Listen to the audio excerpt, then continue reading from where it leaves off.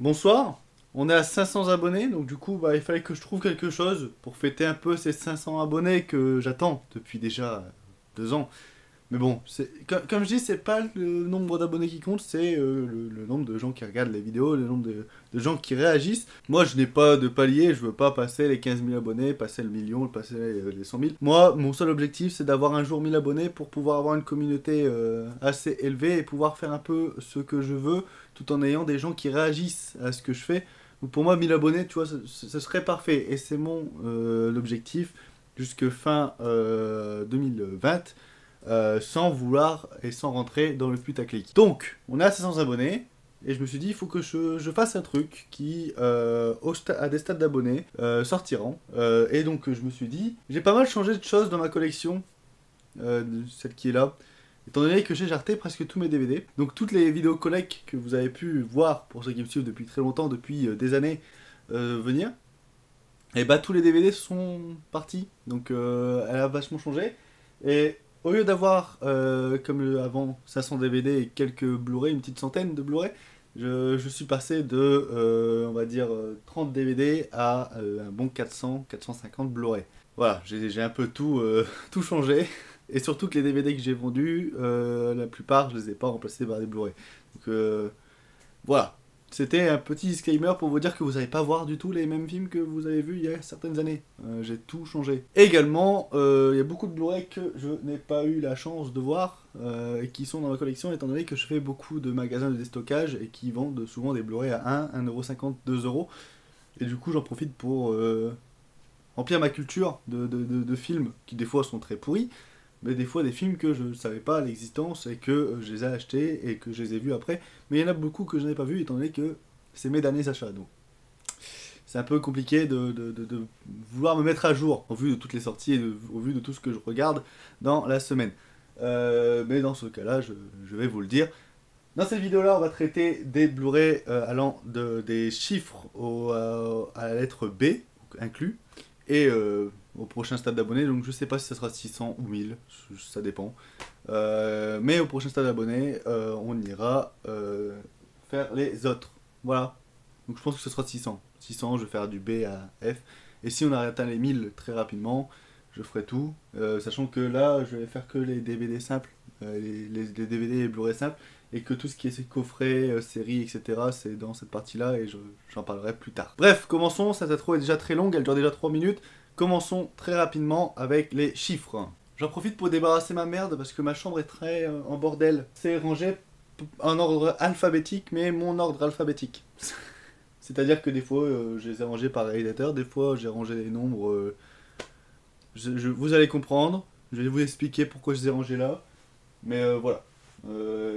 Et sachant aussi que vous n'allez pas retrouver de Gaspard Noé, de Tarantino et de Greg Araki et de Luc Besson, parce qu'il y a leur étage particulier, il y a l'étage de mes réalisateurs phares, dans l'étage des coffrets, des séries, des dessins animés, de tout ce que vous voulez. Donc ça sera plus tard. Dans les chiffres, on a 2 James Bond, sachant que j'en ai des autres qui sont rangés dans l'ordre alphabétique, mais là je les ai mis dans les chiffres. Bref, c'est mon... Donc on a Demain ne meurt jamais, avec Pierce Brosnan, c'est pas le meilleur, mais je vais pu le trouver pour pas trop cher. Voilà, Pierce Brosnan est mon James Bond préféré. Et Demain ne meurt jamais est cool, mais c'est pas le meilleur. Je préfère celui où la James Bond girl c'est Halle Berry. Je sais plus comment elle s'appelle.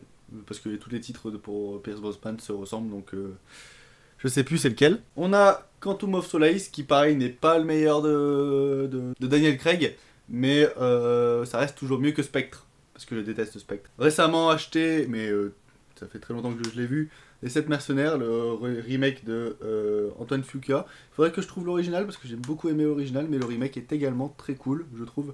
Les acteurs sont très très bons et Antoine Fuqua arrive à faire une mise en scène très intéressante pour ce remake. Premier DVD de la liste. Il n'y a rien de tel que passer ce film dans une soirée entre potes à boire des bières. Voilà. Les 11 commandements, et j'ai également leur inspiration un peu plus tard dans d'autres trucs de la collection.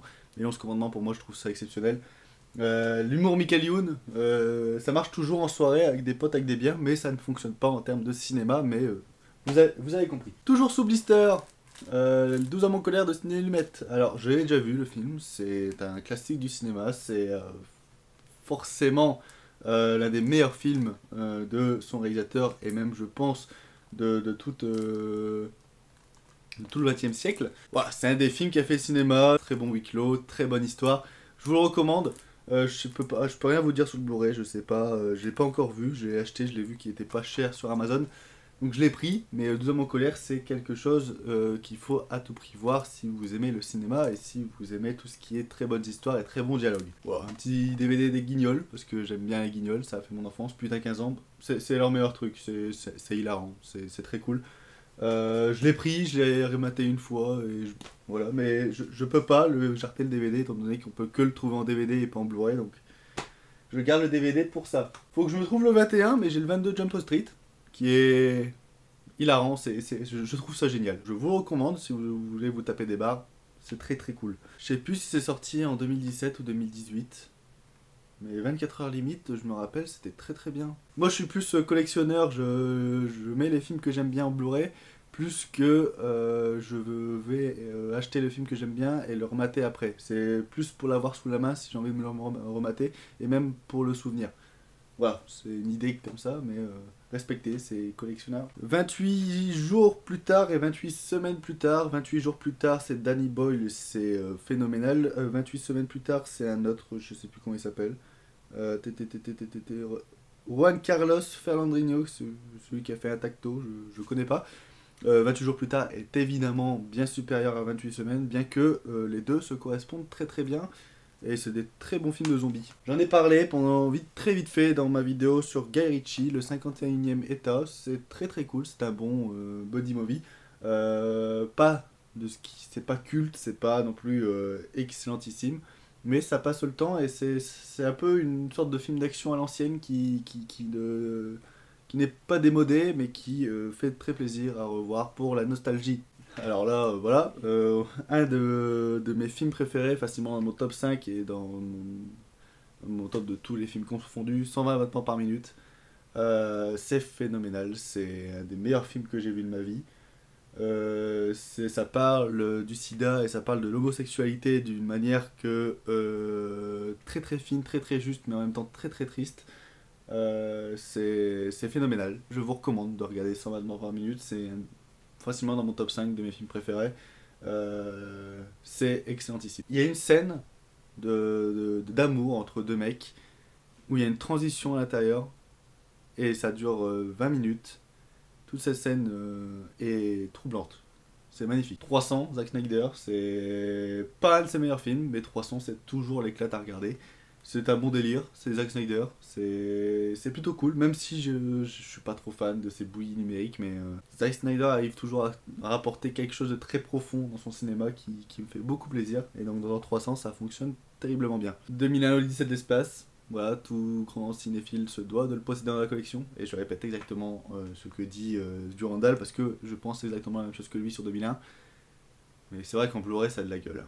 En sachant que j'ai un coffret Kubrick qui est pas loin, mais c'est du DVD, c'est pas du Blu-ray, et c'est dans les coffrets, et c'est un peu en haut. Et maintenant, c'est la fameuse partie où tu ranges par ordre alphabétique ce que tu viens de déranger. C'est drôle. Les. Maintenant, j'en ai beaucoup en A. J'en ai plutôt pas mal. On va commencer avec le meilleur Wes Anderson pour moi, avec The Grand Budapest Hotel, à bord du Darjeeling Limited, avec Owen Wilson et Adrian Brody. Je trouve ce film d'une beauté absolue. Que ce soit dans la symétrie, mais même dans les personnages, l'écriture. Voilà, c'est un des seuls films de Wes Anderson que j'aime regarder dans sa beauté, dans ses personnages, dans son scénario, mais surtout auquel je me fais pas chier. Parce que j'aime beaucoup Wes Anderson, j'aime beaucoup sa symétrie, mais la plupart de ses films me donnent un petit sentiment d'ennui pendant un petit moment et qui me dérange beaucoup. C'est ce que je retrouve pas dans À bord du Darjeeling Limited ou aussi dans The Grand Budapest Hotel que j'ai également en Blu-ray. Voilà, c'est les deux seuls films de Wes Anderson que j'ai. C'est parce que c'est mes préférés. Le reste, je trouve ça très très bien, mais y a ce French Dispatch qui sort dans pas longtemps. J'ai pas encore vu la bande-annonce. J'ai vu que tout le monde s'affolait dedans. Je sais qu'il y a un bon casting. Moi, ce qui me fait peur avec The French Dispatch, c'est que le film a été surcuté. Il devait normalement durer 3h30 et finalement il dure même pas 2 heures. Voilà, c'est ce qui me fait peur, mais on verra bien. On verra bien. Wes Anderson, c'est toujours du très bon cinéma, mais moi, c'est juste qu'il y a toujours un moment où je me fais un peu chier, sauf dans ces deux films-là. Act of Vengeance avec Antonio Banderas. Voilà, ce genre de film que je trouve dans les magasins de déstockage, que je dis oh tiens ça a l'air d'être sympa, je vais mater, et que j'ai toujours pas eu la foi de regarder. Mais pourquoi pas, pourquoi pas. N'hésitez pas dans les films que je n'ai pas vus à me dire si vous les avez vus ou pas, et ce que vous avez pensé dans les commentaires pour me motiver à les regarder. Celui-là je l'ai, je sais que je vais le mater un jour, mais on verra. AI, intelligence artificielle, du Spielberg qui fait du Kubrick tout en restant lui-même. AI, intelligence artificielle, est une petite perle du cinéma, est une adaptation de Pinocchio, absolument fantastique. Voilà, j'adore AI, intelligence artificielle, c'est un des meilleurs films de Spielberg pour ce qui est de mon avis personnel. Alors j'avais dit qu'il n'y avait pas de coffret, mais celui-là il traîne dans mes DVD, il n'est pas dans la section coffret parce que c'est un peu la taille d'un Blu-ray. C'est l'anthologie Alien, donc dedans il y a de Alien 1 au 4. Je n'aurais pas Prometheus et Covenant, mis à part si je les trouve à 1€. C'est très très bien. Alors mon avis sur chacun des films, Alien 1 est très cool, bien que je n'aime pas le revoir. Alien 2 je le trouve très correct, un très bon actionneur. Alien 3 est mon préféré parce que David Fincher a fait un travail phénoménal alors qu'il y avait tous les producteurs derrière son cul. Et Alien 4 par Jean-Pierre Jeunet, c'est esthétiquement fou. Donc j'adore Alien 4. C'est pas une saga que j'aime beaucoup, mais au moins les 4 quand on les enchaîne, ça passe très très bien. Et je trouve que c'est voilà, c'est un mythe du cinéma. Mais c'est une saga aussi qui se suit très très bien jusqu'au 4. Parce qu'après Prometheus, Covenant et ces merdes-là. Un film que j'avais plutôt été surpris la première fois que je l'ai vu au cinéma, donc du coup je l'avais vu à 2€ dans un magasin de déstockage et je me suis pas privé de le prendre. Le premier film Angry Birds, alors j'ai pas vu la suite, mais le premier m'avait vraiment bien surpris, c'est un bon film d'animation donc je l'ai pris, j'ai dit bah si un jour j'ai un gosse etc je lui ferai voir ça parce que c'est plutôt cool et j'aurais eu ça plutôt en étant enfant, j'aurais plutôt bien aimé. Voilà, c'est une très bonne adaptation de jeu vidéo, comme quoi il en existe. Les Animaux Fantastiques, le premier, et les Crimes de Grindelwald. Le premier est largement supérieur aux deux, mais voilà, les deux me dérangent pas, ils sont plutôt sympathiques, et c'est ce que j'aime le plus dans l'univers Harry Potter, parce que quand on aura l'occasion d'en parler dans la section coffret, Harry Potter, c'est pas trop ça. On a le premier Marvel de cette sélection, Ant-Man, parce que c'est sympa. Voilà, c'est pas non plus le meilleur Marvel, mais par rapport à Ant-Man and the Wasp, voilà, celui-là est beaucoup plus regardable. Arrête-moi si tu peux, de Spielberg, très bon film avec un très bon Tom Hanks et un magnifique Leonardo DiCaprio. Voilà, c'est un très bon film que j'ai en DVD mais qui va bientôt être changé en Blu-ray. Hein. C'est le genre de film qui se trouve facilement en Blu-ray, mais sauf que j'ai envie de le garder en DVD pour l'instant, étant donné que c'est un film que je ne prends pas de déplaisir à le revoir. The Artist dans l'édition coffret, DVD, tout ce que vous voulez, où il n'y a pas le fourreau malheureusement. Oscar du meilleur film, un Oscar du meilleur film décerné à un film français de Michel Hazanavicius. C'est pas un film que j'aime regarder en tant que tel. C'est un bon film, je dois l'avouer. Mais le côté noir et blanc, film muet, etc., c'est pas trop mon genre. Mais je les garde pour la collection parce que je trouve que c'est un film qui fait l'histoire du cinéma français. Donc ça vaut le coup de le garder et c'est pas un mauvais film en somme. Astérix, c'est le domaine des dieux. La continuité d'Astérix au cinéma par Alexandre Astier et un gars de chez Pixar, Louis Clichy, c'est fantastique. Je vais pas me tarder à prendre l'Astérix et le secret de la potion magique parce que c'est Alexandre Astier a réussi à faire quelque chose de Astérix Obélix qui est vraiment très respectable. À voir maintenant ce qu'il va faire de Kaamelott et à voir la continuité d'Astérix Obélix au cinéma avec le film de Guillaume Canet. Les deux, je suis un peu sceptique. Donc on verra très bien. Donc on verra, on aura peut-être des surprises, peut-être des déceptions. Ce qui est pratique avec le Blu-ray, c'est que ça prend beaucoup moins de place que les DVD. Bon, il m'en reste plutôt pas mal, hein. Encore jusque B. Atlantide, l'Empire perdu, parce que j'adore Atlantide, c'est très très cool. C'est un des Disney les plus sous-cotés, et c'est un film qui a fait toute mon enfance. Je l'ai en DVD, il faudrait que je trouve les Disney en Blu-ray, mais ça coûte énormément cher, même les DVD coûtent énormément cher. Je sais pas ce qui se passe, il y a des centaines d'éditions dans le monde, mais ça baisse jamais de prix. Avatar de James Cameron, je sais pas ce que les gens reprochent à ce film, je trouve que c'est un putain de film, presque un chef-d'œuvre. Enfin, je trouve ce film phénoménal. Euh, Parce que j'ai découvert à 8 ans et c'était ma première séance en 3D et je me suis pris une grosse claque dans la gueule à 8 ans. Mais également parce que quand je le revois, bah, je trouve que c'est une romance qui fonctionne très très bien, un film fantastique de science-fiction qui fait rêver, avec des personnages qui ont du cœur, avec une mise en scène qui en met plein la gueule. Avatar, c'est toujours un plaisir à revoir et hâte de voir les suites. Parce que ça a l'air d'être des révolutions techniques absolument incroyables. Ave César des frères Cohen, pas mon frère Cohen préféré, mais je dois avouer que j'ai passé plutôt un moment sympathique. Pareil, celui-là, j'ai trouvé parce qu'il n'était pas trop cher. Et parce que voilà, c'est un assez bon film sur Hollywood qui aurait mérité quand même plus de prix aux Oscars, mais lors de l'année où il est sorti, donc ça devait être 2016, ouais, c'est ça, 2016-2015. Mais très bon film. Très, très bon jeu. Un bon frère Cohen, mais très bon film en général. Les frères Cohen nous ont habitués quand même à mieux. L'avenir avec Isabelle Huppert, très très très bon film, avec une réalisation totalement splendide. Il y a des plans dans ce film qui sont magnifiques. C'est un très bon film sur la transmission des idées entre une prof et un élève. On a des très beaux dialogues. Isabelle Huppert est excellente. Enfin voilà, c'est un film qui m'a beaucoup surpris. À voix haute, ça prend le cœur. Hein. C'est excessivement émouvant, mais en même temps un feel-good movie qui fonctionne très très bien sur des jeunes de la plaine Saint-Denis qui essayent de s'exprimer, etc. Et qui vont se cultiver par rapport au théâtre, etc. pour pouvoir vivre et passer un concours d'éloquence. C'est un feel-good movie qui fonctionne très très bien, c'est un message sur la société et en même temps les quartiers un peu défavorisés de Paris qui fonctionnent également très bien. Et ça va peut-être vous parler, mais le film est co-réalisé par Lajli, celui qui a fait Les Misérables. Oui, ça me tente. Et là je suis en train de voir un truc, ce film écrit et réalisé par Stéphane De Freitas.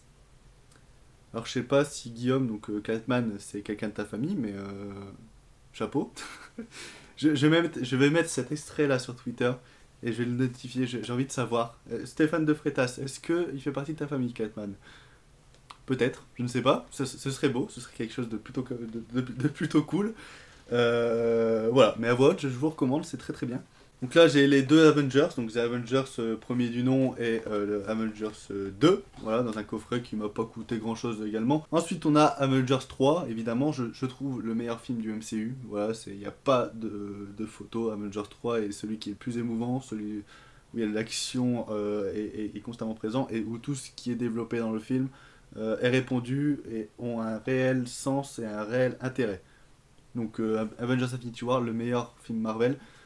J'ai pas encore acheté Avengers 4, faudrait pas que je vais pas tarder, je pense. J'ai beaucoup aimé Avengers 4, mais même si j'ai l'impression qu'il va devenir culte, juste pour sa grande scène de baston finale, malheureusement. Et ça, par contre, ça déchire sa mère. Baby Driver, le Edgar Wright que je pense j'aime le moins, mais il est là. The Barber, là, un très bon film des frères Cohen. The Barber, c'est excellent. Regardez ça. Alors là, j'ai le DVD, je pourrais le prendre en Blu-ray, mais le problème c'est que j'aurais pas cette sublime édition spéciale Director's Cut. Voilà, Battle Royale, si vous n'avez jamais vu ça. Si vous aimez Fortnite, tous les jeunes qui me regardent, si vous aimez Fortnite, Battle Royale, voilà, c'est ce qui a inspiré tout cet aspect de bataille royale, évidemment.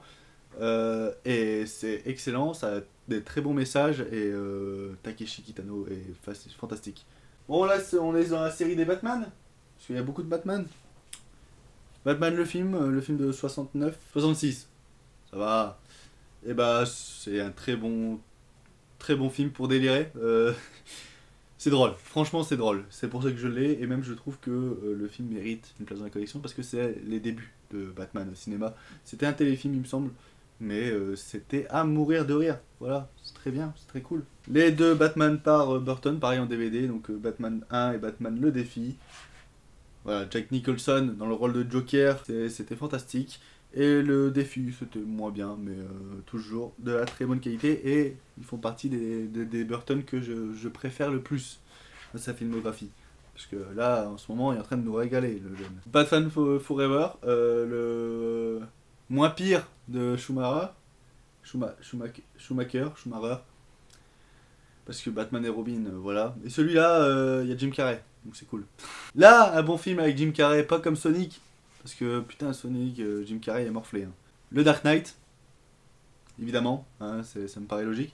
C'est le seul de Nolan de Batman que j'ai en Blu-ray. Le reste est dans un coffret DVD. Mais c'est celui que je préfère dans la trilogie, comme je pense tout le monde.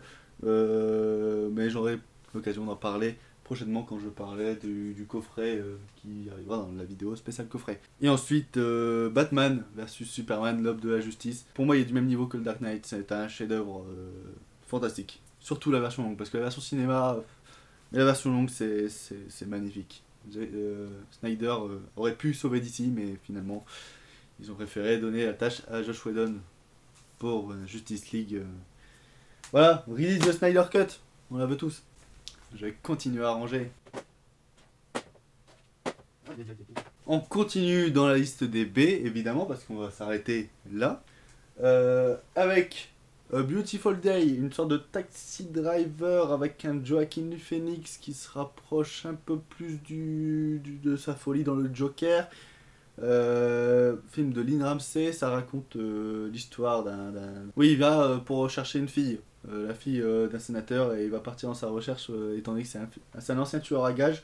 Et là, il va plutôt essayer de trouver sa rédemption en essayant de sauver cette fille dans les griffes de la mafia new-yorkaise, il me semble, un truc du genre.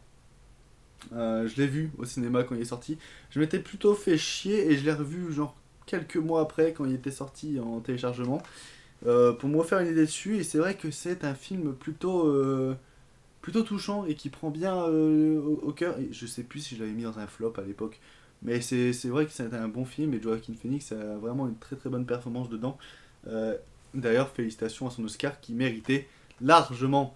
Mais voilà, Beautiful Day, c'est quelque chose de plutôt correct. Au premier visionnage, ils peuvent paraître très bas, mais c'est vrai qu'en le revisionnant et dans mes souvenirs, c'est vrai que c'était un film plutôt bien prenant, avec une bonne photographie, bien que je reste toujours assez dubitatif quant au rythme du film qui paraît très lent, au point où il me semble que je me suis bien fait chier en salle de cinéma. Et c'est peut-être pour ça que j'avais pas aimé le film. L'étrange histoire de Benjamin Button, encore un très bon David Fincher qui me tarde de trouver en Blu-ray, mais il me semble que celui-là en Blu-ray il est très difficile. Je sais plus, mais il me semble que très difficile de le trouver à très bon prix en tout cas. Donc je sais pas, mais c'est un excellent David Fincher. Un jour dans la vie de Billy Lynn, le dernier Ang Lee avant Jamie Newman. Ah, c'est sensationnel. Ça. Il y a un très bon casting. Il y a une Kristen Stewart qui est au top de sa forme. Et voilà, Ang Lee a révolutionné le cinéma en filmant pour la première fois un film en 120 fps. Et ça le film n'est pas en Blu-ray en 120 fps, il me semble pas. Mais le master est vraiment magnifique. On a une très belle mise en scène. Et la HD nous en fout déjà plein la gueule, rien que dans le Blu-ray. Voilà, Ang Lee, voilà, c'est un des réalisateurs les plus révolutionnaires de ces derniers temps. Birdman, avec son plan séquence fantastique, truqué, qui ne prend pas tout le film, malheureusement. Et c'est pas comme 1917, le plan séquence ne prend pas tout le film. Mais c'est fantastique. Michael Keaton est sensationnel et Alejandro González Iñárritu propose ici le film que je préfère dans sa filmographie. Blackthorn, c'est plutôt pas mal, c'est un très bon western et ça me manque, le western au cinéma, il faudra en faire plus. Je sais que c'est quelque chose qui rapporte pas beaucoup d'argent, mais les westerns, j'aime beaucoup ça, faites-en plus, ça pourrait attirer plus de monde. Et Blackthorn, c'est vraiment cool. Blade 1 et Blade 2, non, le Blade 3 il est plus là, j'ai raté, mais Blade 1 et 2, surtout le 2 réalisé par Del Toro, c'est très cool. C'est très cool Blade. Des films de super-héros bien à l'ancienne, bien sanglants, sans qu'il y ait besoin de rated R, ça fait plutôt plaisir. Alors là on a Blade Runner et Blade Runner 2049. Blade Runner, le premier du nom, il m'a fallu au moins 3 fois pour le mater parce qu'à chaque fois je m'endormais devant. Ça m'a toujours fait chier. Bien que je trouve la musique de Vangelis hyper culte et que je trouve l'histoire hyper intéressante, le film me fait chier. Je trouve le rythme absolument lent. Et Blade Runner 2049, c'est la même chose. Voilà, je me fais chier devant ces films, mais en même temps, je trouve la photographie totalement magnifique. les musiques absolument folles et le casting hyper cool. Et en termes d'analyse ciné, les deux sont excellemment bien pour ça. Donc c'est des films qui ont marqué la culture du cinéma, je comprends leur côté culte, mais moi, ils me font plus chier qu'autre chose. Mais je les ai, parce que je trouve que visuellement, c'est des claques cinématographiques, et même en termes de musique, etc. C'est juste le rythme que je trouve, que je supporte pas dans ces films-là. Voilà pourquoi je dis que je vais avoir du sel. Bloodfather, c'est cool ça, un bon Mel Gibson, bien bourrin. J'adore les films d'action comme ça, bien bourrin, avec une tête vieillissante à l'affiche. J'adore ça. Alors ça, je l'ai pas encore vu, mais parce qu'il y a le film Bloodshot qui sort prochainement avec Vin Diesel, et j'ai trouvé ça en copie allemande sur Amazon, qui s'appelle Bloodshot. Il faut que je le voie avant la sortie, ça n'a pas l'air d'être dans le même délire, mais en tout cas quand je vois les films, enfin quand je vois le dos et que je vois les petits screenshots, ça a l'air d'être bien fandard, bien, avec un vampire qui tue des gens avec son flingue, enfin, ça a l'air d'être très cool, et en plus c'est une copie allemande, donc le Blu-ray est totalement en allemand et ça me fait mourir de rire. Et c'est un Blu-ray 3D aussi. J'ai dû acheter 2€ sur Amazon, un truc du genre, c'était ridicule. Blue Velvet de David Lynch dans une édition italienne, il me semble, parce que l'édition française coûte un bras. Blue Velvet, voilà, c'est un des meilleurs, c'est je pense mon David Lynch préféré avec Lost Highway. Et oui, Mulholland Drive, c'est pas... Boulevard de la Mort, de Quentin Tarantino, j'adore ce film. Voilà, c'est peut-être le film le plus décrié de sa filmographie, mais c'est un des films qui me fait le plus marrer, et... C'est de toute façon tout le Greenhouse collection avec Tarantino et Rodriguez, c'est fantastique, je trouve ça hyper fandard. Boyhood de Richard Linklater, c'est un des réalisateurs que j'aime le plus parce qu'il fait des films tellement simples, tellement neutres qu'on se reconnaît tous dans ces vies-là. Et là, il y a un pari très bon, c'est que ouais, le réalisateur a tourné pendant 12 ans d'affilée. C'est un tournage qui a duré 12 ans parce qu'il voulait garder le même acteur enfant que ado. Et donc du coup, il l'a fait vieillir et il a tourné chaque année avec lui pour rendre son œuvre la plus réaliste possible. Et c'est une performance de cinéma très rare et en même temps un film très touchant et qui donne du baume au cœur, tout comme les films de Richard Linklater qui sont très souvent des feel-good movies. Il y a sa trilogie des Before Sunrise, Before Sunset qui est excellente aussi. Et il m'en reste 5. Bryce the Nice. Ce genre de film que tu regardes avec des potes en train de boire une bière, il en faut dans chaque collection, et moi j'adore ça. Pareil, dans la même catégorie, Bruce Tout-Puissant, bien que ça c'est très fun.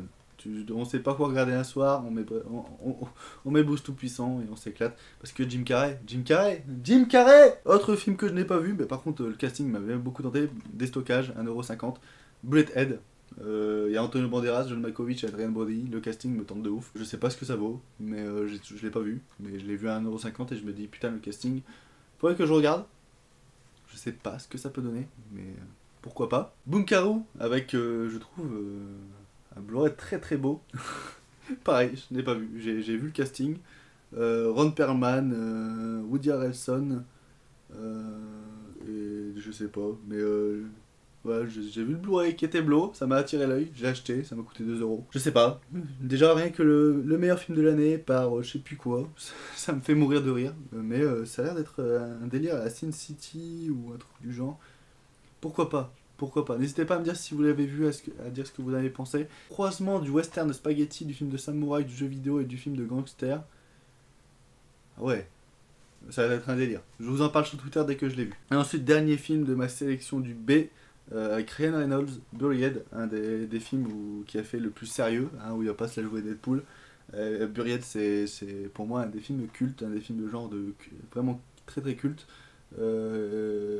C'est un huis clos dans une tombe. Et c'est vraiment très bien foutu, c'est vraiment très bien réalisé, on est à fond dedans pendant tout le film. Ça dure pas très longtemps, il me semble une petite heure et demie. Ça passe vraiment très bien, et je vous recommande totalement Buried, c'est très bien. Voilà, c'était les films pour clôturer cette première sélection de ma collection pour mes 500 abonnés. J'espère que ça vous aura plu. Je vois que j'ai fait 40 minutes. Voilà, 40 minutes de tournage avec tout ce qui range machin, mais sachez qu'avant, 40 minutes c'était pour toute ma collection. Mais là j'ai pris un peu plus de temps sur chaque film. Je trouve que ça vaut plus le coup. Sur ce, on se retrouve très prochainement pour de nouvelles vidéos. J'espère très prochainement pour tourner la suite. On va dire 600 abonnés. 600 abonnés, je tourne la suite.